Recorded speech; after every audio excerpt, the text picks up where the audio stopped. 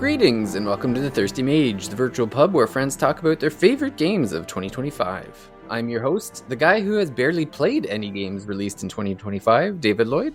And this episode, I will do my darndest to convince everyone that Trails in the Sky First Chapter deserves to win the Game of the Year. Whether it's official or just in our hearts, I'll settle for either one. So regardless of it being a remake of a PSP game, I'm going to beat this drum until I put a hole in it. So also we'll talk about Pokemon ZA or ZNA and Digimon and have a chat about whether they deserve consideration as well. Joining me is someone who has definitely played way more 2025 releases than I have this year. It's Paige Chamberlain. Well, that depends how many you've played this year, because honestly, I haven't played that many either. Or at least finished, you know. Oh, well, okay, definitely more than that. Okay. No, sorry, I'll say I've finished one, and I've probably played two or three, maybe. Yeah, it's funny. Expedition 33 is a game I have played for many hours and dropped at the halfway point because, man, does that game fall off a cliff after the first act? Ooh.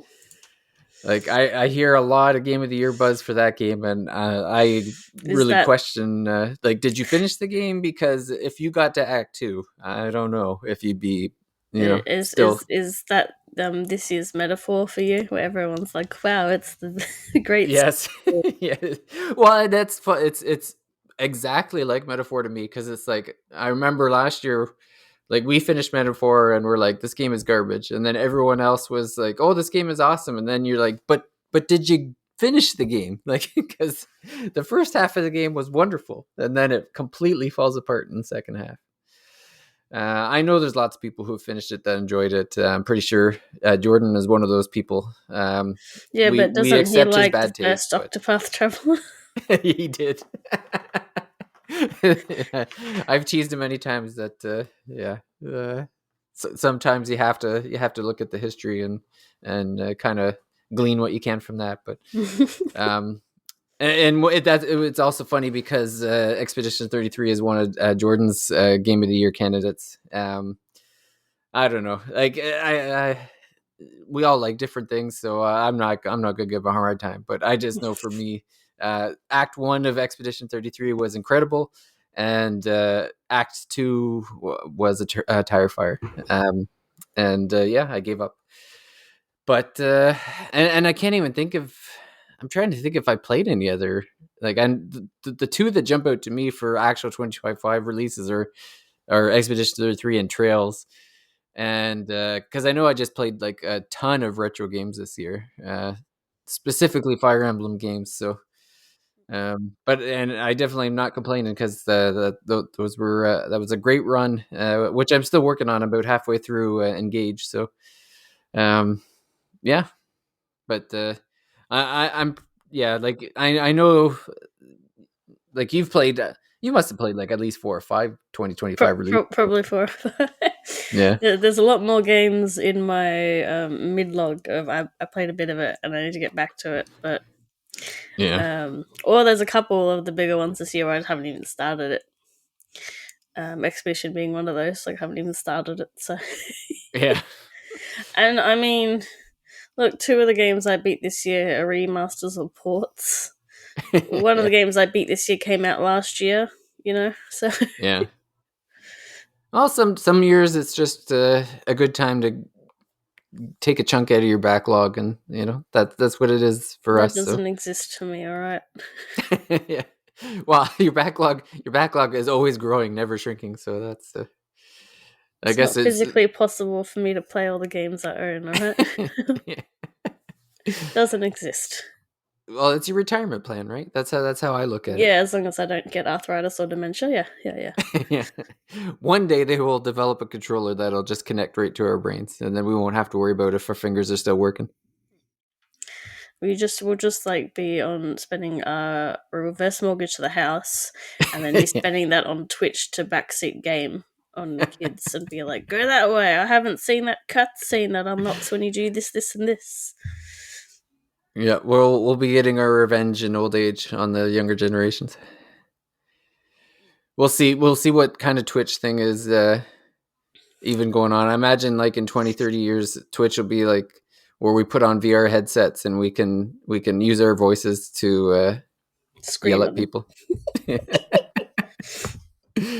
But speaking of screaming at people, I just wanted to quickly promote our newsletter. We've started a RPG magazine of types. We've got one in the can right now. It's first released in October, so there's lots of great articles in there. There's game of the year candidates. Jordan has actually told us what his top 5 games of the year were. We've got fun articles like Casey's Memorable Booty, which is a look at some of the more rewarding treasures and items that can be found in RPGs. And that's going to be an ongoing article that he'll be doing. I talked about the different tiers of Fire Emblem games and, which ones the A, B, and C tiers and that sort of thing. And a couple retro reviews. And yeah, we'll be releasing a new one on November 1st. So there's a couple of ways to get to it. It'll be available on the website. So that's thethirstymage.com. And we also have a version that will be emailed directly to people if they don't actually want to go to a website. So you can sign up for that. I used to have a link to it at thirstymage.com, but I'll make sure one's on there before this goes out live. So yeah, that's a couple different ways to get the newsletter. And it's, hope we're looking to continue that on a monthly basis, and we'll have a lot of fun articles in there to read. So, and it'll be set up. I know most of us use our cell phones to read things these days, so I'm going to ensure that it's a mobile friendly reading experience. So, but yeah, I guess we'll go on with our game of the year discussions, or even yeah, I guess technically there would be, since Paige, you haven't played a whole lot of 2025 games, so I guess these two games that you're going to talk about, I guess would technically be in the top 5 Yeah. nominations. Woo. Yes, I've put not luckily really, but like I was sick last week, so I picked up Pokemon the day it came out. Yeah, I also like to call it Za. And I put 24 hours into that and beat it. Holy moly! And I've gone back to Digimon because I was playing that beforehand, and I've gotten to the 24-hour mark in that game as well, and I have definitely not beat that one. That one, maybe I'm halfway through. Oh, jeez. Yeah. Getting your money's worth. Yeah, well, I think the RRP for both games was the same, but I was able to get Pokemon for cheaper Oh, because okay. that's a big game. So all the retailers that ignore that and just undercut everybody, and then you price match. So I got Pokemon for 85, and I got Digimon for 110. Oh man. But the publishers think they're the same value. So I don't know, which one do you want me to talk about first?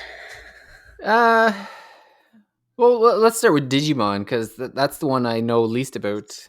I know the game came out, and I know they've had other Digimon games before, but Yes. I don't think I've actually looked into a Digimon game since I was at the ground floor when the cartoon came out, and I can't remember how old I was. I would have been a teenager at this point, but I remember my first thing was, man, these guys are ripping off Pokemon. But it was still an enjoyable TV show to watch. So I'm glad that Digimon continues to go on in with its journey. So yeah, it wasn't the last Digimon game wasn't really an RPG though, was it? No, Digimon Survive was like one of those visual novels that turns into a tactical RPG between the visual novel segments. Yeah, Like, where that's it's really like heavy to one side more than the other. Um, yeah, so that was the newest one, I believe. And then before that, it was Digimon Story, Cyber Sleuth, and Hacker's Memory. okay. Yeah, I'm just looking at so this one that just came out is Digimon Story Time Stranger, right? Yes. Yeah. Even though I think Digimon Storytime is funnier because that's like the YouTube genre. And I just think, yeah, because there's like the Digimon Story series, which is like a sub series where I suppose they're the more RPG sort of style ones. Yeah. My familiarity with Digimon series is my uncle had one VHS with like 3 episodes of Digimon, and it was like like fourth and like fifth and sixth order, like the not the first volume, like the second volume of Digimon on Oh yeah, VHS. just random. Um, so that's my only exposure to Digimon. Really, was watching those where there's like it was, and that the premise of that show was like at that point was there's a bad Digimon and we fight it, and then a gear comes out of its body, and now it's okay again. Yeah. So it's like the giant teddy bear in Toyland and stuff. I did learn that there's a Digimon I don't like, which is like I think it's called Numamon. Let me see. Yeah, he's like this ugly slug with teeth, and he throws poop. Oh, And I know that because that's what happened in the episode where he's throwing poop at them. I Hate always them. remember thought of like Digimon was always a little grittier, like little grittier than Pokemon. It's Like, very like I love because I'm not very familiar, so I'm seeing all these different monster designs. It's not like Pokemon where I know most of them, or like the Shin Megami Tensei spin-offs where it's like lately it's been all the same monsters and the same designs. So I'm not really I know what to expect. This one I don't know what to expect, and I'm coming across like um just so many guns. Or one of my recent unlocks is Chimera, because like a lot of them it's like the way Digimon work in the games. It's like semi-permanent when you evolve, but you can actually go back because they don't have a direct straight line of evolution. So it's like I can go back and be like de-digivolve it and try to go down a different path that requires different stats and maybe personality traits to evolve it to. oh, that's neat. So you can really like change them up quite a bit, but it is funny because you will see certain lines are sort of connected, because it'll be like I ended up turning like 2 or 3 of my guys into different Greymon variants. And now I've unlocked this one called Chimera,mon, and he's like a Greymon with a different monster's legs and the wings of another one, because he's like a it's like, well. And then I have a train and I have a blimp, and I've unlocked like a gun tank, but the top half is, instead of like a humanoid robot, it's like a monster, like a T-Rexy monster with gun arms and a gun thing on his hat. And I've got my team now. It's like a plush T-Rex, but the eyes are coming from outside of the mouth, so obviously it's something inside the costume.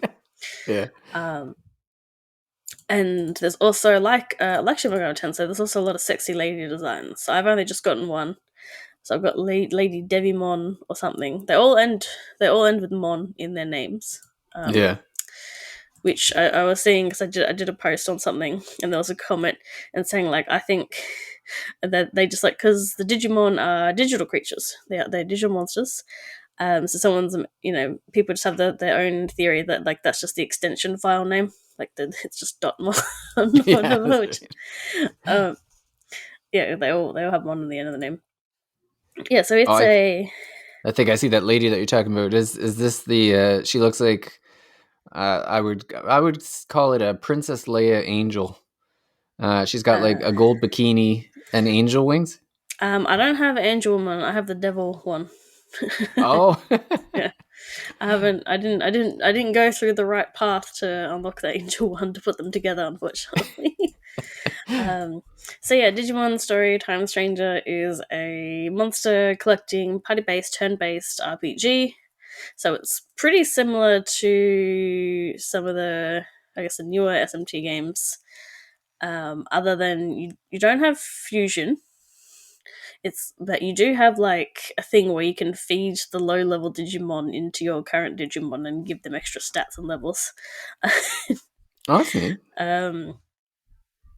And it doesn't have like the press turn type system, but it's somewhat similar to that though, because it is like, I mean, in Pokemon, you do change your party from time to time, but this one, it's like, you're straight up turning them into creatures that can look entirely different from what they were before, and you changing them around as you need. Like I got to a boss because it's like sort of like a rock paper scissors bit where we've got Data, vaccine and virus and how they react with each other in terms of like weaknesses. And like you can straight up resist certain things, or just So if you're the type that gets beat by that other type, you'll only do like half damage to them, whatever you do. Okay. So there's that, and the elemental things to pay in mind. I tried supplementing a guy with like electricity resistant gear, and that still did not make any difference. So I just took him out of the party for the fight, So like there was at least one point where I've had to just change up the team just to get through the fight. So it's similar to that in that sense. But yeah, the story is you're an agent from a secret organization, and Digimon are secret. They cause anomalies, and you try to like deal with them and close them up. But something really like crazy happened, and now you're 8 years in the past. But you can talk to your fellow agent, and he's still in the future, and like the world is ending. So you're trying to like stop whatever happened so the world doesn't end. Okay. So that's the setup, and then you have a little Digimon guy and just a normal girl, and they're having all their story special bonding moments where you just kind of stand there and have silly dialogue options. Uh, Unfortunately, your character isn't voiced, but like everyone else is, depending on the cutscene. That's not every single cutscene, but I mean, it's better, more than zero, so there's that. um, so yeah, there you have 3 party members out at a time, plus the little boy one, Asian one, he's always out in your party, and you do occasionally get guest members too, but you don't control them. Okay. And then you have 3 reserve members in the team, and you can tag them in and out, and it doesn't even take a turn to tag them in and out. So, by default, I have 2 of each of like the 3 types, and then if I need more sometimes I've gotten through the boss fights without having to change it, like recently, just because I find that there's like ranks of the evolutions, like multiple things. I'm up to like the ultimate one. It's called ultimate. It's not the last one, but this is what it's called. So now I'm sort of they can handle getting hit a little bit.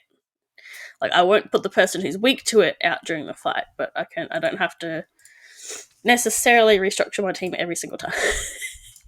That's good.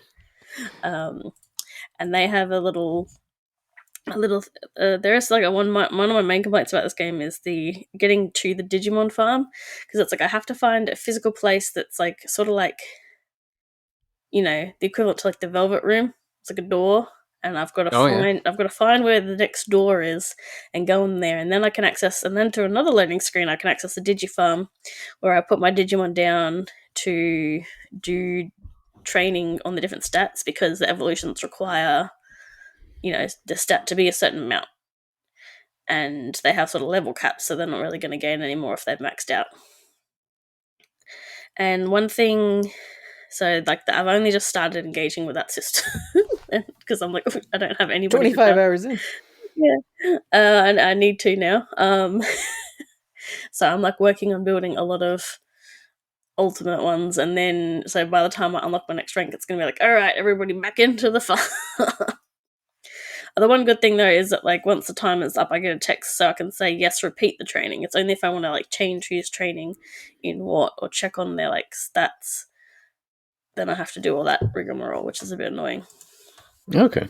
So yeah, it's sort of just like after you go through areas, you fight some guys in like sort of mini dungeon-esque areas, and then you have boss fights. So sometimes like I had sort of like a boss fight, some talking, a boss fight, talking, and then eventually I had a bit where I was actually exploring another area and like just fighting some normal guys.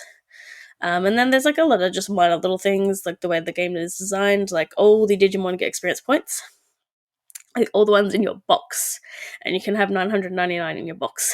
So like they're not even in the party, so they'll level up, which is good. Whereas comparatively, say Pokemon doesn't do that, because Pokemon has a whole different thing with the like you wouldn't want that really, because Pokemon has a whole thing with how their stats grow, and you don't want them just like getting it, like they wouldn't get them properly. Whereas this one, It's fine. It's preferable, Yeah. Because even if you don't want them, then they'll be worth more when you feed them into the other one. Oh, that's right. Before I get distracted, how you catch them. So, because they're digital creatures, what you're actually doing is scanning them whenever you fight them, and you're getting a percentage. So, depending on if it's a tough one, you have to fight them a heap. Um, so you get like 100% or 200%, and then they're just, it's better to wait till 200% if you can actually use them. And you just, you scan enough data, and then you just create a new one because it's just a digital creature. So that's just how you do it. You just fight them enough times. You don't have to you don't have to befriend them or put them in a bowl or a cube or something. Yeah. You're just copying them. You're just making your own one. It's fine. And what was the other thing that was sort of different? Oh yeah, it's one of those games where if you, well, yes, you can heal between most battles. It doesn't auto do it like another game I'm thinking of, but if you stop and stay still for a certain amount of time, you heal all the HP and the SP. So if you're in an area with a lot of guys or aggressive guys, you can't really do that. But it means you can really go ham on wasting your special move. You're not just flailing the attack unless you unless they've got like a reflect magical mirror up or something, Oh, okay. So it's only during like the boss fights that the SP management is like something you actually need to worry about at all. Man, they do. Whew. I also really like you get a special ability that builds up. It's like you yourself don't fight, but you get a special ability that builds up over time. I think it's like by doing certain things, but so mine, I once I've unlocked it in my skill tree. I just have a gun and I just shoot one guy, and that actually now it's doing less damage.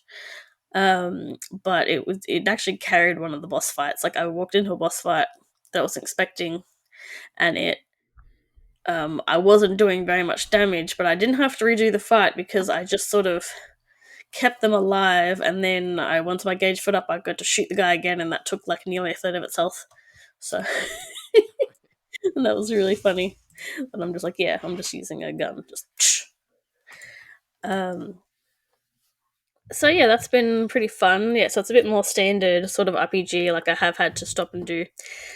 I guess the other complaint is like, for example, it's similar to how Atlas does their games with the day one DLC, and here's the DLC you buy if you want to grind easy, and they have that too. And this is Bandai, Okay. because it's like, oh, grinding can be a bit of a pain depending where you are in the game. Yeah. Because I got like one bit of advice. I was like, oh, go to the early areas and just scan the lower level Digimon because you don't have to fight them as many times, and then eat them up in the load enhancement thing. But where I was in the story, I couldn't do that. There's a lot of bits in the story where your movement is pretty restricted. You're not free to just go wherever. So it didn't work where I was up to.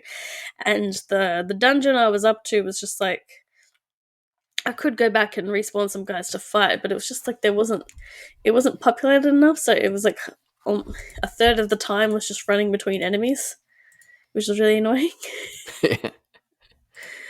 But yeah, I really like it. It's quite nice looking. I think the character models for the people look just sort of whatever, pretty generic, maybe like lower budget looking anime characters. But the monsters look great.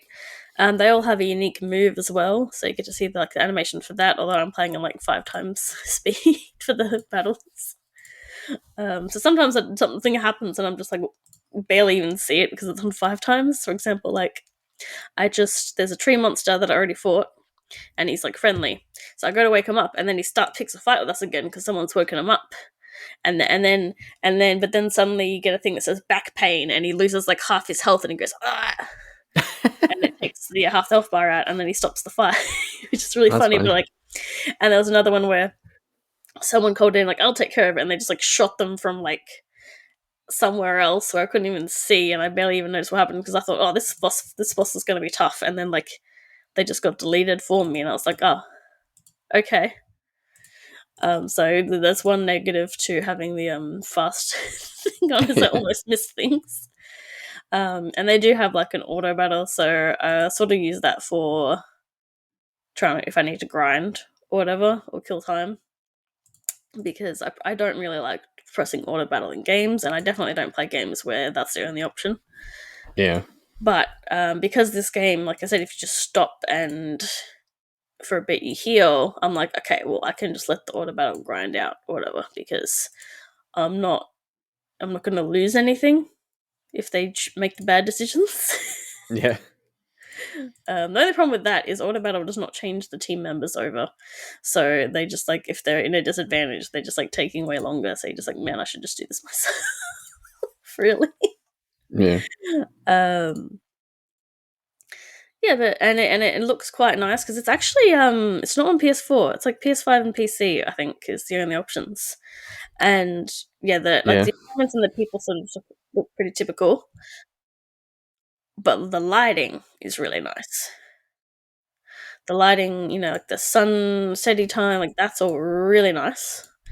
And the areas are quite like nicely populated. Like you go into the Digimon town in the Digimon world, and there's Digimon everywhere. You know, they're Yeah. they're doing different things. Like they're sitting in different groups, like up here, or I've come to somewhere where people are sort of like upset. So like some of them are literally just like hunched over, and they're sad, and that's just what they're doing the whole time you're there. Um, Yeah. I guess okay, the only other thing can think of the top of my head is there's like a mini game.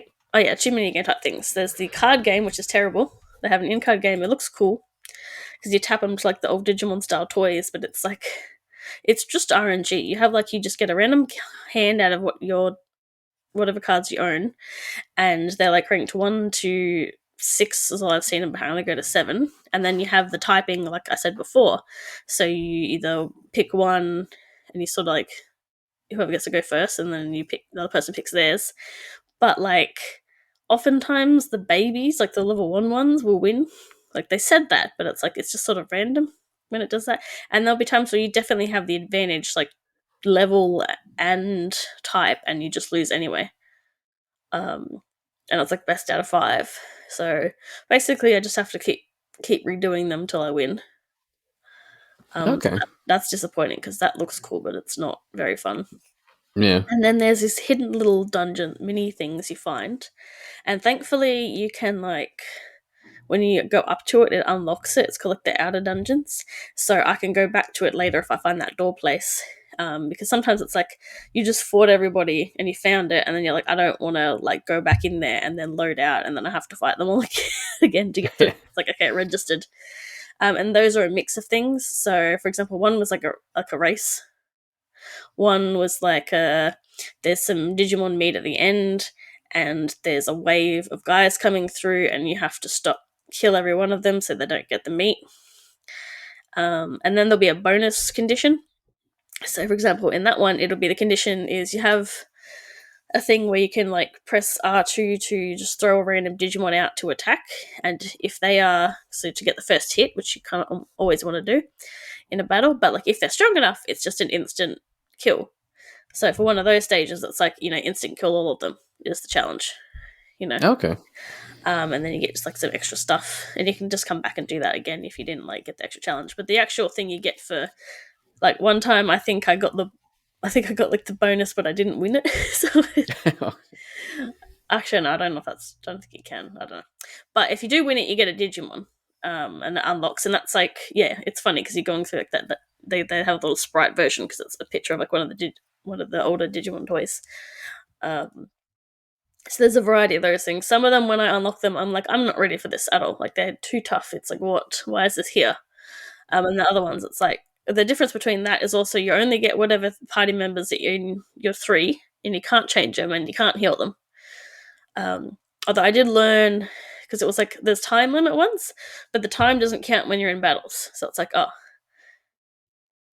that's good. Although bad, because I was doing a survival one, and then I went into a fight with the guy, and I couldn't leave, and I couldn't fight him, and I was like, if I had known that, I would have just tried to run away from him for 20 seconds, Yeah. instead of like losing the whole thing after I'd spent ages. But yeah, I'm having a fun time with that. I put it down to play Pokemon, but I finished Pokemon, so now I'm coming back to this. Story so far, I can't say much because that's pretty big spoilers. But Yeah. it was like, it's okay so far. There was a bit where I thought it was really going to do something, and then it sort of rolled back on it. So I can't really comment on how good it is currently. Yeah. Well, it's funny. I was just looking at the how long to beat, and it's at like anywhere between 60 and 80 hours apparently, according to the folks on that website. So, but I have put it on my wish list. I will. The price is quite jarring. Like looking at it's like $100. Holy smoly! So I've stuck it on the wish list. I think I had one of the other Digimon games on there. Like I don't. I think it'll be a while before it goes on sale, but Yes. it Well, definitely seems like something worth picking I up at think one the point. last story games went on sale for $5 this week, so people were like, "Oh, I'm going to buy that and play it after Pokemon." Oh yeah, that makes um, sense. It but certainly this, looks fantastic. yeah, it's like this one. It's like, okay, it actually is using the hardware. Yeah, Because like the last game was like a port from the Vita game, so it didn't look too flash. yeah. Well, just yeah, it's when you said it was only on PS5 and Steam. Just looking at it, it's like yeah, it looks pretty beefy. So I could see how it would be. It would need some pretty decent hardware to run. So Like the areas aren't like gigantic or you know crazy good, but I think it's mostly just the amount of like maybe characters they have on the screen, like on the in the world screen, and the lighting. I feel like that's probably taken up most of the power. yeah, that would make sense. um, Oh, it is Steam Deck verified. ooh, So yeah, that's where I will play it when I pick it up one day. yeah. So I've put about 24 hours into Digimon, and I'm nowhere near finished. And I put that same amount of time into Pokemon Legends Z to A, and I did finish it. Although I learnt this morning on Twitter that Pokemon fans really care about post game in games and reckon it counts. Oh, really? Um, yes, there's something I'll get into later. I'll just talk about the game right now. There's one thing where when we were going to talk about Pokemon, I didn't know whether it counts as a spoiler because like it's easy to not spoil too much because just the way the story is presented.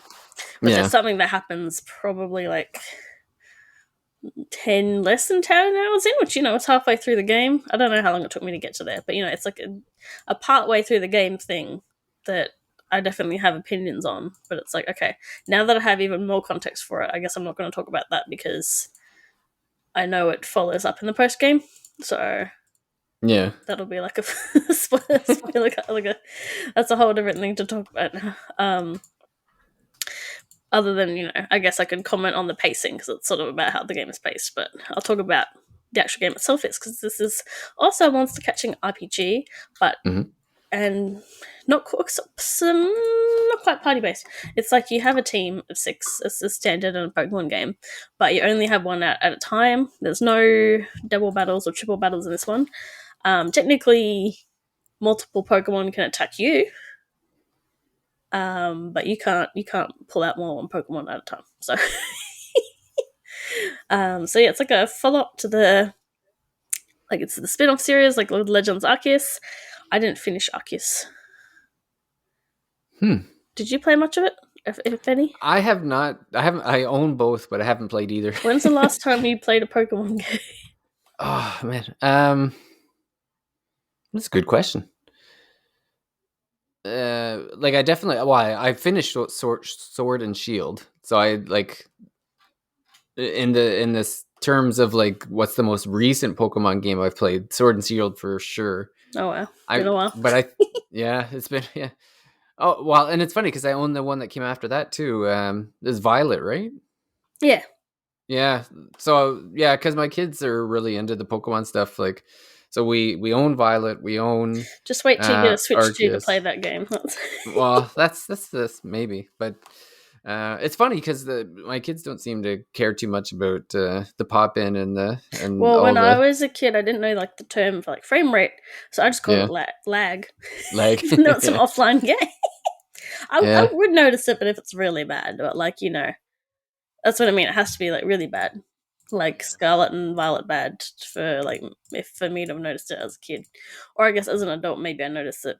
I mean, well, I do, but like if something causes motion sickness because of an mm. inconsistent frame rate, but Well, it depends too. Like if you're playing other things, like it's harder now. Like because you'll play like a PS5 game and see what it looks like, and then you'll go back to like original Switch and be like, holy moly! Like the difference like is noticeable there. But yeah, Um, it kind of depends on the context, I guess. but yes, Pokemon Legends today is quite different. It has similarities to like Arceus because you've got your characters out, can get attacked by Pokemon. They've got the Alpha Pokemon. You can dodge roll and move around and stuff. But this time, the moving around actually matters a bit more because it's not really a turn-based RPG. You've got your four Pokemon moves, and they're on cooldown, and that's based on just MMO. like yeah, sort of. Like a lot of people comparing it to Xenoblade, but like there's even sort of maybe like the old PC games, except those ones the UI wasn't really telling you as much about. MMOs sort of told you the cooldown, like they show you, Yeah. uh, um, but I think this is more. It is more real time, even because you move, yeah, because you've got the movement. It's not just the cooldown, and like sometimes it's like you're trying to. Uh, they have to do certain attacks from a certain distance, and then I fricked it up because I'm running around willy nilly, and now they're like coming to me and wasting time. Or you have to move them. There's a lot of there's a lot of moves that are different now because they actually leave stuff on the ground. So it's like you have to like go around the ground and try to attack them. Um, so you have your full moves on cooldown, and how long they last depends on what the move is. But you also got to take into account the like sort of wind up time of like how long does it take to fire off. Like Solar Beam, Hyper Beam, like that takes a while to fire off. So it's not only and you could be taking like 3 hits in that time if they've got like some quicker moves.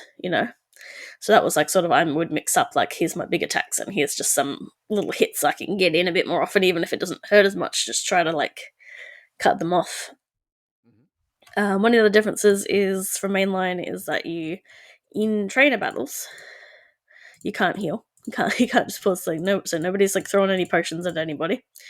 It does happen. You can do it at least in a certain kind of boss fight, which I will have to talk about those. I think because like it's a few hours till you get one of those even, but like Oh, really? that's the rogue mega Pokemon. That is a main story thing you do repeatedly. So I will talk about that because that's one of the new things. Um, so I'm going all over the place. I guess I'll go with the combat first, and then we'll get into the other details later. So, like I said, yeah, it's like the and yeah, you have so it's similar to Pokemon, but yeah, you've got the cooldown system. You've got to like dodge around, and like you've got to take account that time. And certain items can change things like that too. And also whether you like fall off a building or something, because actually, yeah, like in trails, you do have to like pay attention to if there's a rock in front of you or something, because then the attack's just not going to hit. Like they're not going to move to adjust it. They're just going to try to hit from like their closest point, and they can set it off. So you have to pay attention to what you're doing. Um, so yeah, we'll start with the rogue mega evolutions because I brought them up, and then I'll talk about the battle zones. So there's these boss fights, similar. So like they've been doing a similar thing in Pokemon games where you're just like in an arena and you're fighting this big giant Pokemon, except this time it's like the new combat system and there's some extra stuff. So the main emphasis again, because we're back in Kalos, this whole game's set in one city, Lumia City. The main emphasis is like on mega evolutions again, Pokemon X. because they're like mega evolution, but they're gigantic. And so basically, you hit them a bunch, and then you get some mega like energy, so that you can evolve your Pokemon and deal more damage to try and fight them, because obviously they're bigger and tougher. And there's some of them have mechanics, not a lot of them have mechanics.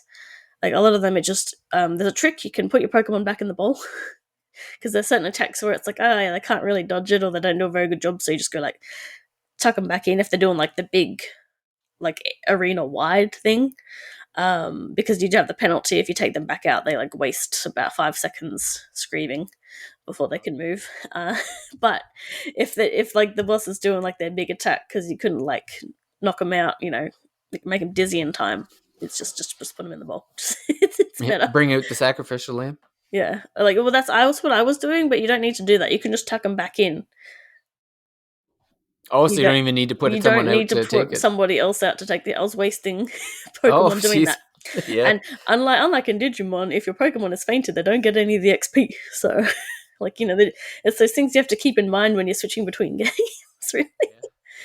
Um, but luckily for me, they also, as the Pokemon, like if you use the same ones more, or there's a certain item you can get later on to fix it, they will like sort of get plus moves. So basically, you press the plus button before you select a move, and then it makes it more powerful.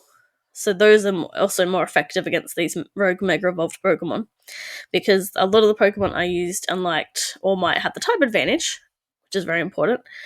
They don't have any mega evolutions, or at least not until later in the game, because like the way they cut certain stones off from you, because like some of these ones you fight the bosses and then you get their stone.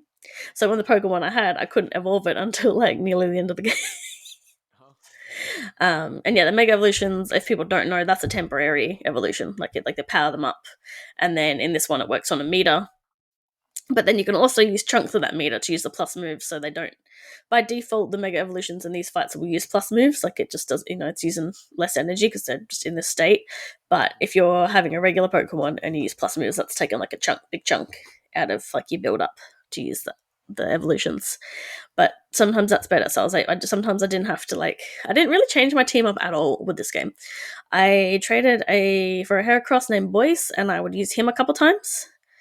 And then, but I mostly stuck with the same team because one, like my team composition wasn't great. There was like some types I really had trouble with, and I don't remember all like the Pokemon typings. So I was like, damn, why did this guy get knocked out? And I'm like, all right, Steel beats Fairy or whatever, like like geez, I couldn't even land a hit sometimes, cool.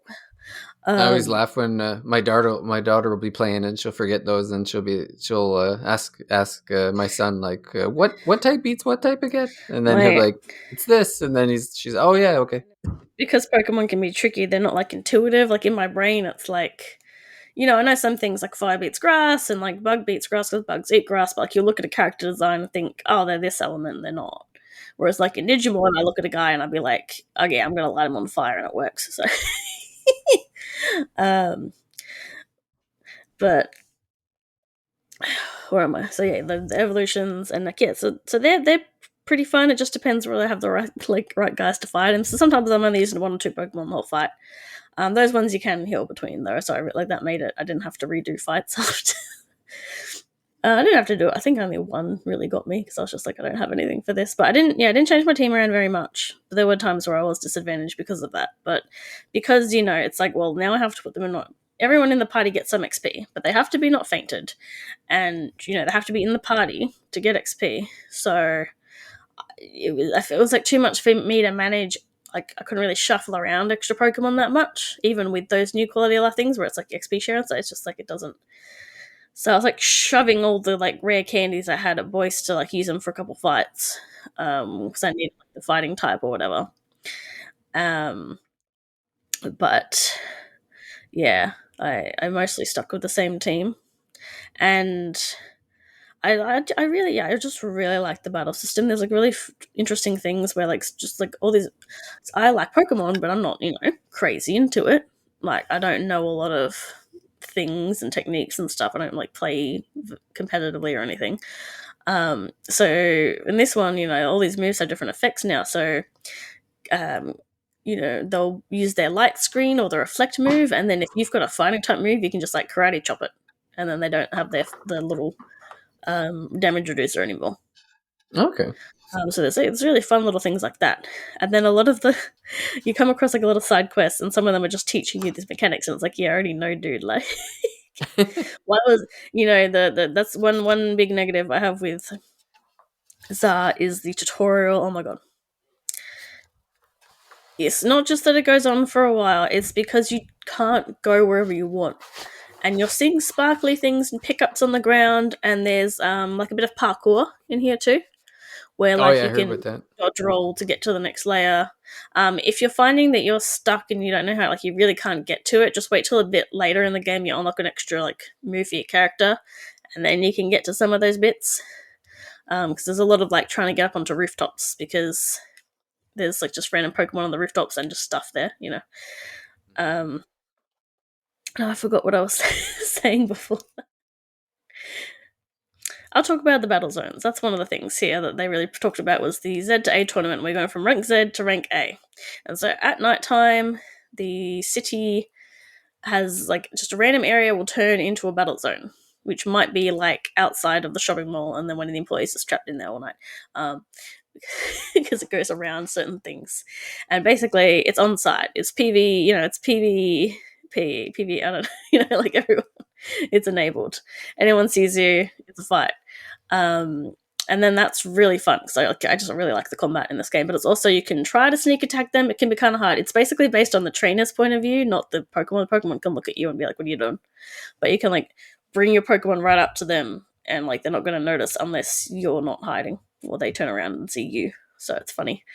Um, but they have certain things like you pick up cards, so you get bonus points for like if I use this many fighting attacks or if I sneak up on this many people, and that's really important in the later ranks because like one of those, like some of them, not most of them, it's like a rare one, can get you like 20,000 points, which is good because you need like 50,000 points. So I think every night I was able to rank up because it's like you need a point and then it caps out, but you can keep playing, like you can keep just being in the zone until day changes.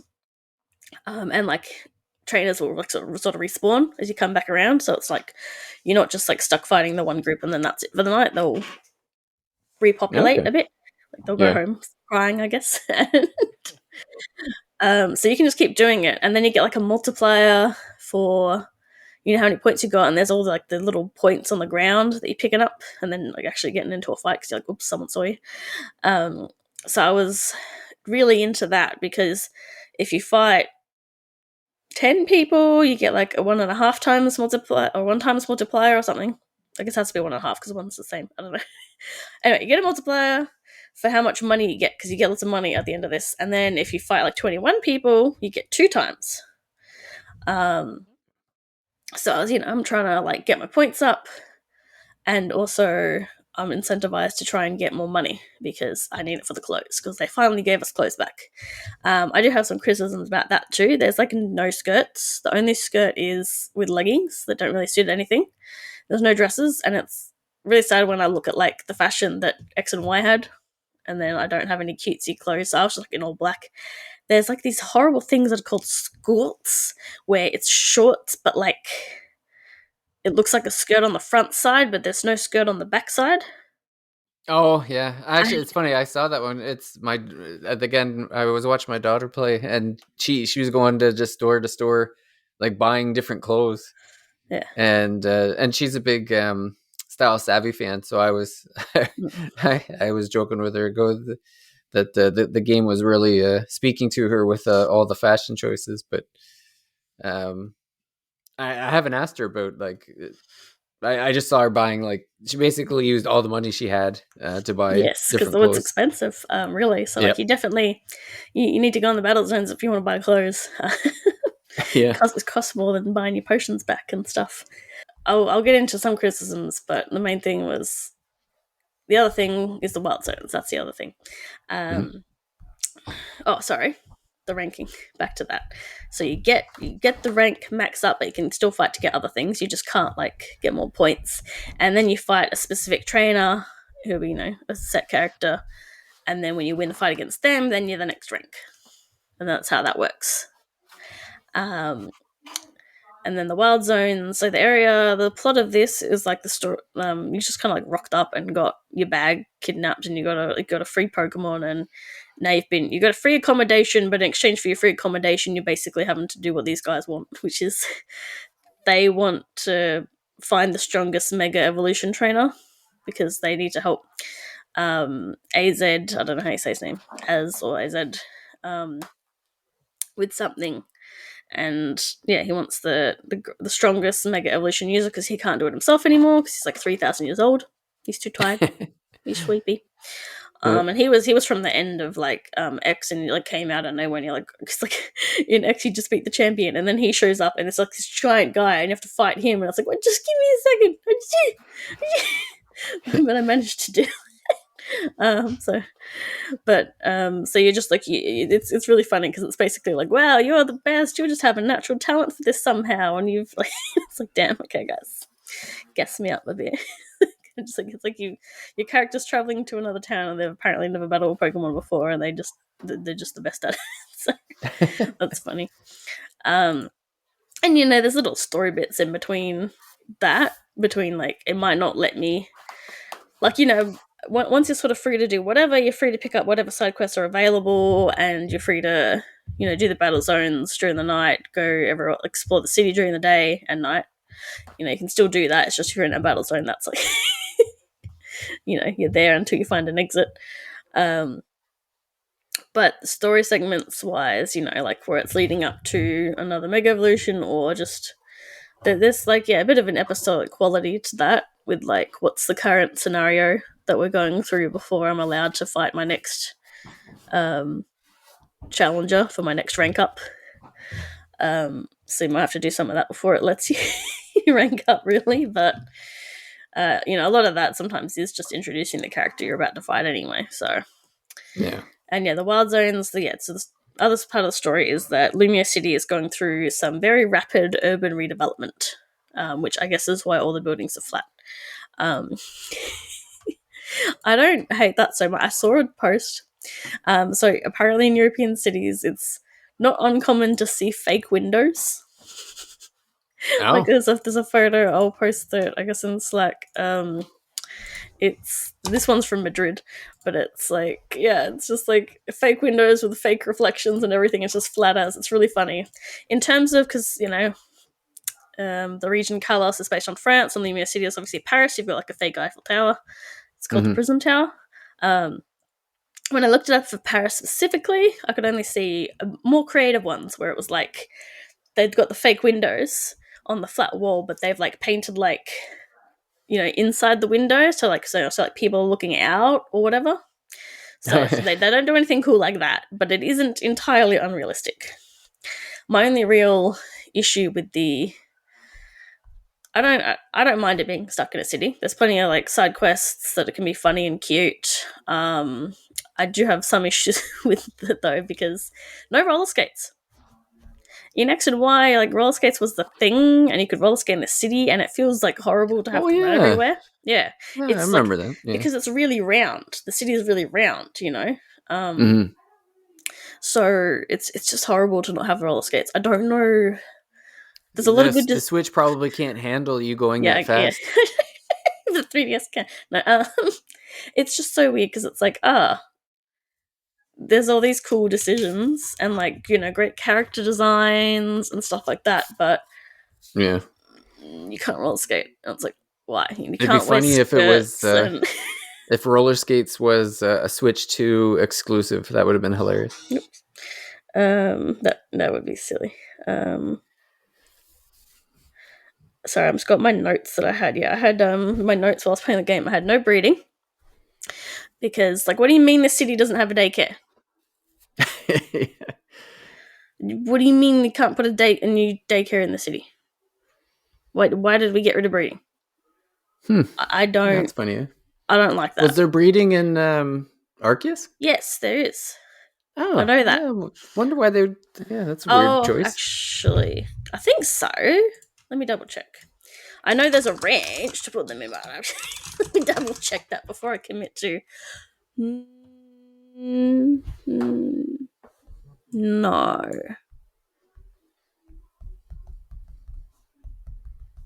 Okay, no, there isn't. There is.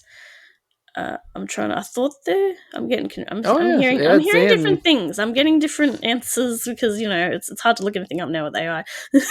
Yes, just like that is very true. Because there's no Pokemon date because I don't know. It's an area where you like it's like your box and they're there, and you've got training grounds. But okay, never mind. There is no eggs.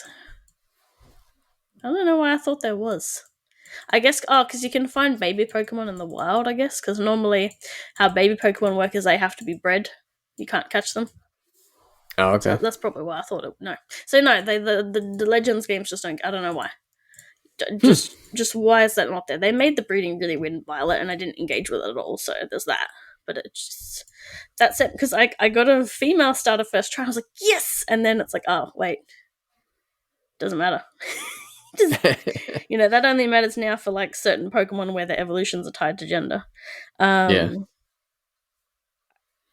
I'm not sure what the other second thing I wrote was. I didn't spell that properly, but I said no breeding, no roller skates, no voice acting. Oh, that's funny, eh? It's just really weird because like The Pokemon Company can't afford voice actors. I just think my only thought for their reasoning is because they localize it into so many languages, they would probably feel bad if they only did English and Japanese. Because the characters straight up like they mouth. They're clearly like making mouth gestures to talk. Yeah. Like the animations for the people's faces and like all that's very good in this game. Although none of the NPCs seem to be doing anything except standing, so comparatively it looks that looks bad. Like there are aspects where it definitely looks bad. Like they're just standing there. And it's like that's not like uncommon, but it's like there's not very many people walking. Like there's some kids getting chased by Pokemon. It's not a lot. People aren't doing a lot, Yeah. Like there's not none, but it's weird enough where it's like it's a bit weird. I keep getting off track. The urban redevelopment thing. So that's these ugly green fences and the red fences from the battle zones. Like they ruin all my photos anyway, so it doesn't matter. I do think on the Switch too, the game does look nicer. Like I forget how ugly Arceus is sometimes. Like it did have a cool art style that helped it, but there's just some textures there that Yeah. But like whereas this one doesn't really have like it's interesting because people are posting like the outfits in the different games where you had customization like on the Switch ones, and I'm like, Sword and Shield was like the last time where that Pokemon art style was the same, and now especially like in Scarlet and Violet it sort of changed where I thought it was a bit more kind of looked in between Pokemon and how the characters in like Detective Pikachu look like the humans. And I guess because creatures helps them with their games, so it could just be it's changing. Like who's working on the character models changes, but I'm like some of the characters look less like Pokemon characters to me. This one it's a bit better. They do sort of look more like if they got translated to the old 2D art style, they would fit. Other than if they just have extra particularly pretty eyelashes or whatever. But like it's not I think it also helps people comparing Violet and this, and like the color is back in the game because like you put like those two characters with the same gimmick and you put them together and you're like, why are they so desaturated in Scarlet and Violet? Yeah. Like they look horrible. But anyway, the wild zones, that's where you can catch wild Pokemon because it's like, oh, here's like a park range, but it's miniature and it's inside a city. So that's how, but you can also catch them like on the rooftops at night. Like there will be like there's less Pokemon that hang out there, but like there'll be a lot of the birds and like plant ones and stuff. They'll still be just doing whatever. But like, the more variety of Pokemon are in these miniature zones. And you can do the thing in Arceus where you throw a Pokeball first, but then if you don't catch them, you got to fight them. Or if they're a skitty, well, there's no skitty in there, but they're skittish. They just run away. Yeah. I fumbled a shiny twice because I didn't know that. Like, I just didn't think about saving beforehand because I just assumed if I reloaded it, it wouldn't still be shiny. But that's not the case. The game actually like nearly permanently keeps them there. So a lot of people are doing like an AFK thing where it's like they'll keep save scum fast traveling, and then they hear shiny noise and like save, and then like just because like it'll keep them even if you keep going up and down. Like that shiny will stay there. Like the other different Pokemon might technically change, but that one will still stay. Okay. So it's like, geez, I'm not doing that. The only shiny I've got is a shiny Magikarp, and I didn't use him in my team because I already had a water starter. So. I don't know. Red Gyarados is cool, but then like Gold Magikarp is cool because like, he's actually gold in this. He's not just yellow. He's like gold, sparkly. It's cool. So and then you can encounter the Alpha Pokemon. So then they like where they're like in we've got the glowy red eyes and they're gigantic and they hit pretty hard, or they might target you specifically and have different moves. So that can make exploring the wild zones a bit hard. It's actually really funny because of the new combat system. The Alpha Pokemon are actually useful because they have a larger hitbox. And then when you try to hit smaller Pokemon, it doesn't work so well. Okay. So it's really funny that they kept this in, but it's like it actually makes a difference. Most of them not necessarily the best. Um, oh, there we go. Casey can talk to us from the chat. No. um, yes, that's how you the mostly where you go to catch Pokemon. So there we go. I covered where are we? Main gameplay systems anyway. I covered the battle zones, the ranking up, progress, the boss fights basically, and how you get around. Like I said, there's some parkoury bits. There's trying to get from rooftop to rooftop. So yeah, I did really like the game. Because I just really like the combat. You know, there was effort placed into some areas of the game, and to me, you know, it doesn't. A game I am more of a graphic snobs nowadays than I was in the past. Really, I guess it depends. You know, whether they've put effort into the art style. My only real issue with like the cities being like the buildings being flat, and that is they're all the same aside from like the ones you can go into, but like there's only a couple of different roof colors. There's only a few different like patterns on the outside of the building, so like I have no idea where I am in the city at any given moment. I come across a new area and only know it's new because the little park's different. Gotta So save on that asset reuse.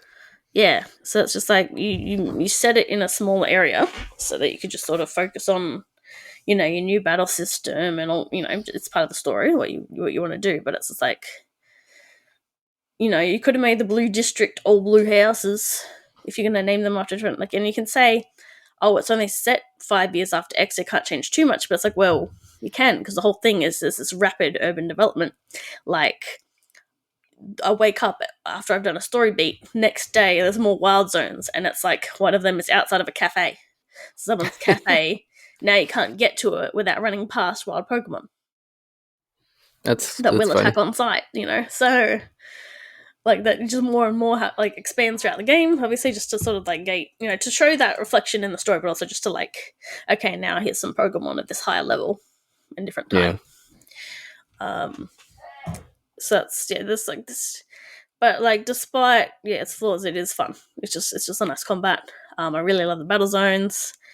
I'm like okay with the boss fights, they're alright. I just get annoyed because the way it was like always 3 at a time, you know, like you'd have to do this one and this one, this one, and then you could continue the story. I think the pacing should have been more like you do one and it's kind of treated a bit more seriously than like, oh, you can get to it whenever, you know, whatever. You can't progress the story, but like you can frick off and you know, and you need to be able to do that because you might not be the right level. But you know, it's like, oh, all 3 of these things are happening at once, but they won't start until we get there. Like, okay. I like the characters. Well, some of them. I won't go into why because like spoilers for why I don't like some of them. Yeah, it was really fun. You know, I might even touch the post game just because it needs me to do more of the battle zones, and I like that. Although I might wait closer to the DLC if I decide to get that. I've bought the DLC for the last couple of Pokemon games and then not played them, so. Oh, yeah. I didn't buy them day one. I bought them after the fact, but still, you know, I haven't done those either. So it's like I might leave it for like I'm not. Given the catch rate of some Pokemon, I'm not even sure I want to complete the Pokédex because it's not a big Pokédex. It's quite small. So it's like doable, but like some of them, it's like, oh great, no, I guess Arcanabi's the save system. That's right, problem solved. There we go. I think the only Pokedex I've ever completed was literally the first gen. I don't the original 151. I've never completed a Pokédex. Oh, yeah. And I've never touched a post game in a Pokemon game. Actually, the only post game in a game I ever played, I think, was Dragon Quest 8. So. Oh yeah. I had motive for that either. I had motive for that because, yeah, especially the 3DS version. But, like you know, it's fair for people to criticize the way it looks because it does impact like the game because it's about exploring the city, and then you can't really tell where you are. And it could have just done with like a bit more because, like, you know. Why no roller skating? Why not roller skating and then roller skating races? And you could race against Pokemon or something. You know, just more fun things. Because, like, you know, people are comparing to, oh, you know, Yakuza games are set in a city. I'm like, yeah, and they have 15 different mini games. We don't have any mini games here. Yeah. At all. And Yeah, there's like those, but then they also like hide old video games in there too. Like if you wanted to And they go could play do like that Outrun too and because yeah, they have the Pokemon Mini and like just other little things where they've had mini games in their games or like just I well, don't think know. of all the mini games from like the Pokemon stadiums and stuff. Like Yeah, just stick those in somewhere. Why not? You know? you know, like yeah, like a kid's secret clubhouse, and they've got a N64 plugged in. Yeah, that'd be um, awesome. yeah, just like just a little bit, just something else because like yeah, if you're not, I had fun exploring, you know, Yeah, still, but like if you're not gonna make it like here's the snow and here's the grassy field and here's the Kate, like give me actual functional things to do then. yeah. Well, despite its flaws, would you consider Pokemon ZA or ZA to be your current 2025 game of the year? I'm gonna go back to what have I finished this year. I mean, Even if by default. but yeah, I don't know. Let me just go to my because if we're not counting, well, what you're going to get into, if we're not counting remakes or Oh ports, yeah, then that might make the difference. But yeah. or something came out last year, so that doesn't count. No. No, because I don't know. I've played. What I finished this year, I've got to add Pokemon to the list so I don't forget. I've played that came out this year, even for counting ports and stuff. Xenoblade Chronicles X, Trails in the Sky, Grand Yep. Bazaar. That's also a remake. Oh, this is why I had it separated. I had the remake separated by Oh, okay. paragraph here. Games that came out this year and the new games I played: Pokemon Legends Are, Rune Factory, Guardians of Azuma, and Promise Hmm. Mascot Agency. Okay. I honestly, I don't know. No, Well, you honestly, I played Hundred probably Heroes too, right? I didn't finish that. That was Oh, one of okay. those games where it's like Well, it's a I long don't know. game, I gotta right? get. It's a long game. I gotta get back to Yeah. it. But also like a lot of the things got spoiled for me. But Oh, the gameplay itself is kind of fun, and there's so many, yeah. and like that game's got like literally 100 endings. That's like the gimmick. So it's like there's some of that stuff I haven't seen all of that. So there's not nothing for me to see. It's just I got to get back to it. But like what I've actually beaten is just that small list and a 2024 game. Okay. And maybe Digimon will be in there too. I don't know. I'd probably put maybe the indie game above it just, but whether it compares to like Azuma, like we're talking just a new game, not remakes. I don't know because Azuma had issues too, where it was like repeated boss fights and sort of bland, like where it's like really good, but then yeah, some bits should have been better, Yeah. um, where it's like I don't know, Pokemon. I could almost like I don't know, I don't review stuff anymore. Could almost maybe give it like an 8, sort of. I don't know. Yeah. I don't know. Sometimes I've been very harsh, and sometimes I'm too nice to a game, and then I'm like, no, I take it back. But I don't know. Both Azuma and Pokemon are probably more like a 7 out of 10 just because of the flaws. But Okay. I found Sword and Shield quite disappointing, but I still had fun. Yeah. Most Pokemon games, I have fun. Well, That's that's the one thing good with thing the about them. Pokemon is that you can't help but compare them to previous Pokemon. So Yeah, like you can have a good game, but then you can there's have a so good many great time, Pokemon but games in the past that you're like, well, it's not as good as this one. So is yeah. it, so it kind of throws it off a bit. But yeah.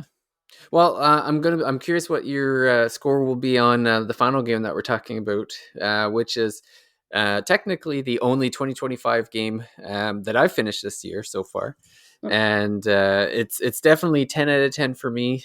Game of the year, clearly, is Trails in the Sky First Chapter. You and I have both finished it. Casey's on his way; he's almost done, and happy to report that by the time I finished, again, we won't spoil anything, so you don't have to jump out if you haven't finished yet. But yeah, it's fantastic. Like there's a few gripes I have, related to some like most of the content is there. Like the story is pretty much beat for beat. I'm sure there's some differences in the translation here and there. Like I've noticed, it's one of those things where you can tell like maybe it's a bit different, but at the same time it's not different enough that it's like that noticeable. Like there's been a couple points where you hear things that are kind of more modernized, I guess, like jokes about Olivier and that sort of thing. But for the most part, it follows the main stuff. The only real like major thing missing is I really do miss the funny jokes in the treasure chests after you open them in the original game that they're gone from this one. Well, I But mean, I'm sure someone's gonna mod it eventually, right? yeah, like if they mod Jessica's jokes back into the game, then that'll be the complete edition. That's an 11 out of 10 for sure. But yeah, it's just great. Like they basically took. I mean, a lot of the reason of that Trails in the Sky is so great to begin with is just it's all like a lot of it's just vibes. It's just this incredible story of a couple teenagers growing up. They're going from region to region and going through life experiences, and you can meeting new people, and you see them growing up to be these senior bracers. They go from junior bracers, just getting their badges, to recommended to senior bracers by the end. Sorry, that's a small spoiler, I guess, but I feel like it's one of those ones where you could guess it. Like the spoiler would be to say that didn't happen. You know, yes, that's true. Like at this point, you can assume that they get their senior. like It's you get that's the it's idea fair. that that's like going to be the end of the game. That Yeah, you save the day in or whatever, and because like that's what they're doing. They go on from place to place to place to get the recommendation letters. yeah, It would only be if like I said, if something different happened and they didn't, that yeah, would be a spoiler to say.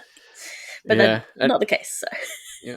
And very happy, like, so they modernized the battle system completely. Like it uses something closer to what the new Trails games are getting now, where it's kind of this hybrid system where you can attack in kind of like an action RPG style, where you kind of like swipe at the characters with your weapons, and you can kind of do a little special move, and weaker characters you can just kill on the screen, and you get a little bonus XP and item or whatever, and then you can move on, or you can weaken the enemies and then go into the turn-based mode. And yeah, the turn-based mode is modernized. Thankfully, it doesn't have mechanic after mechanic on top of mechanic. That's kind of bogged down the later Trails games. Like these ones it's more refined. It's only using the mechanics that are in the original one, but obviously changed to be the in the 3D modern style. I was happy to beat the final boss with one try. I Well, did okay, not. la di Yes, da.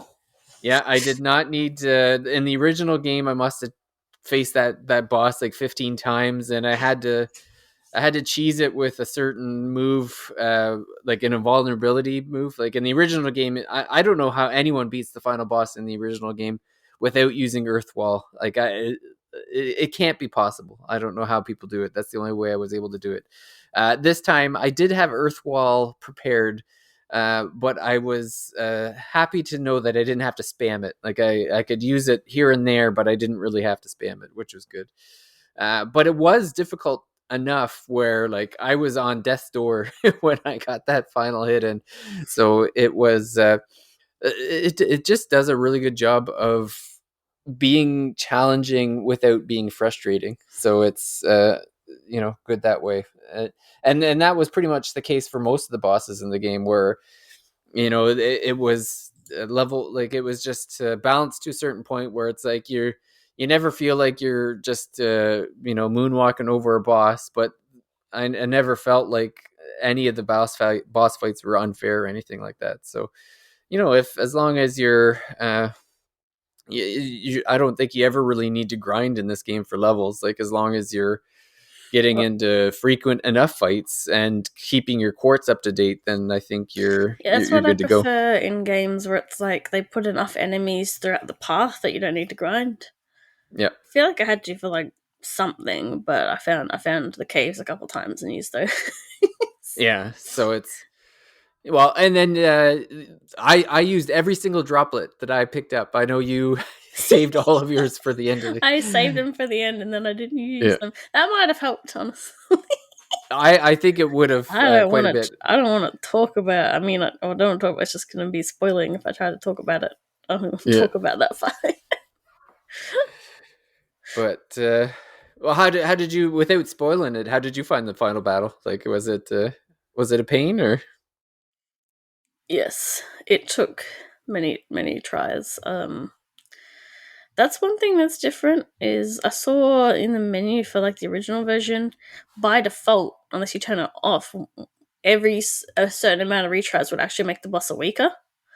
Whereas in this one, it's like you have to agree to make it weaker, Yeah, and then it can like apparently do that 2 times. Like I said, there was one fight I did where it was like I did that and I had to do it twice, and then I beat them, and then I ran it back and was like, actually, I'm gonna put this necklace on, and then I did it like second try without like at the default difficulty. Um, yeah, it took a while. who was your final party in the final boss fight? I had obviously Estelle and Joshua. I don't know. Are you allowed to take them out of the party? I don't. Actually, Probably no, not. I don't think you can take Estelle and Joshua out. I had. No, no, you can't. You definitely can't, because I remember when you go to like the base camp in the final dungeon, Yeah, yeah. you have to choose two characters to go Yeah, with so you. I had Olivier and I'm forgetting her name, the purple hair. Oh, Chloe. Chloe. Yep, that's the yep. Yeah. Sorry. Yeah, I had them too because I Okay. don't know. I didn't because I sort of liked everyone. I didn't other than I knew I probably wanted one of them too because like of healing. Um, so I just sort of like Googled like, oh, do you recommend? And like one person said that. Like no one agrees really, but like one Yeah. person said that, so I went with that, and I used them for the whole final dungeon. So obviously they were like the right level. Yep. So I wasn't really going to go back with a different party member because then I'd have to grind. So I just kept trying, Yeah. and I didn't pick up on like as I said I want to talk about too much. I didn't pick up on how certain things you did would trigger a particular move that was pissing me off. So that would have helped to know, but Oh. Yeah, I had close. I the was close to the same party. I had Chloe as my healer, yeah. because she had an S craft. I always kept that S craft. Like, she had the S craft that would Yes, revive yes, everyone and yes. put them at full. Yeah, So I I'm like, didn't. I have to have Chloe, because Well, there's always a in a boss fight where you might lose one or two people, and you just need that one little kick back in yeah. Well, to get the over the thing with hump. that is that I think that boss, if you use an S craft, it like mercs the person who just did it. Yeah, So, you have to be careful where your person is placed for yeah. sure. So I didn't Yeah, pick up on that, and I'm like, why does this one guy keep getting picked on for this instant kill? No, it yeah, was just that I just should just ignore it. yeah. Not to- Well, that's the thing, is like, because I still kind of memorized a lot of the stuff from that fight. I was able to be like, okay, I know what's coming, so it's a yeah, little bit different. So and it sort of yeah, it felt like a bit of a DPS check actually. I was I think there was another fight in this game where it was like, no, it can't be a DPS check because, like, it doesn't trigger until they're this much health. And then it's like, actually, you know what? I think it is a DPS check. yeah, So, you sort of realize some things like that when you play yeah. along I more. went with Shara for my fourth person though. Oh, yeah. Yeah, I like. Well, there's a couple things. Like, she had a good impede craft move, because I knew that in the final boss you have to use impede a lot to stop the big Yeah, beefy yeah. attack that they do. Well, I guess I usually have Joshua does those moves. That's kind of his Yeah, good job. yeah. And Shara's S craft was good. I guess Olivier had a good S craft, in the sense Yeah, that he kept he can getting attack murked. everyone that's on the screen. Mm. But yeah, Shara was also good at aggro. Like, she would usually, a lot of the enemies would go to her first, and I was able to kind of beef her up a bit so that she could take a lot of punishment. And so yeah, I kind of used her as a tank, in a sense. It was funny. I started the dungeon with Zin as my tank, and then I don't know. I just his I wasn't a big fan of his S craft because it was a straight line. Like you have to be in a straight line for that one. So I'm like, you know what? I'm going to switch to Shara and go with that. So I had a mostly female. I had as many females in my party as possible. Joshua was the lone dude. Um, but it's there's so many different ways to go in it. Like because Olivier had, he's a good healer too. Like he had a craft that could heal. Tita had a good craft that could heal. So like there's a lot of different ways to go about it, which is good. I know Agat has like he's kind of a damage dealer, so I don't feel like there was any, like I said, in the original game there was really one strategy you had to kind of go in with, and so I liked how in this game they made it a lot more variation of how you could tackle or whatever. So but I mean, all the story beats hit as good as they did in the first one. Like the voice acting was terrific. Like I loved all the voice actors. Like so, somebody you didn't like? Stuff. Yo, he didn't like his stuff. Just the voice acting was a bit like that. Jeez. And I'm putting Yeah, Japanese, and I'm like, this isn't even any better. I'll just go back to English. yeah. But yeah, so I kind of went in figuring Trails would be my favorite game of the year, and I'm happy to report it did not disappoint. I'm sure we'll probably do like a spoiler cast version episode at some point when We don't Casey need to do finishes that. up. We already talked about the final boss. That's true. No I spoilers. know. Wait, let's talk about boss Yeah. mechanics. Well, you know what's funny is the last thing Casey. I know exactly what Casey is because he had texted me joking about he was in the hot spring scene in Oh Zeus. yeah. And I just started laughing. But yeah, terrific game. Definitely recommend to anyone. I would say this is officially the Trails game that everyone who hasn't started the Legend of Heroes should start with. This is the definitive one now. There's no more debate of like should you start off in the Cold Steel or the Trails from Zero. No, this is the definitive game. Start with it.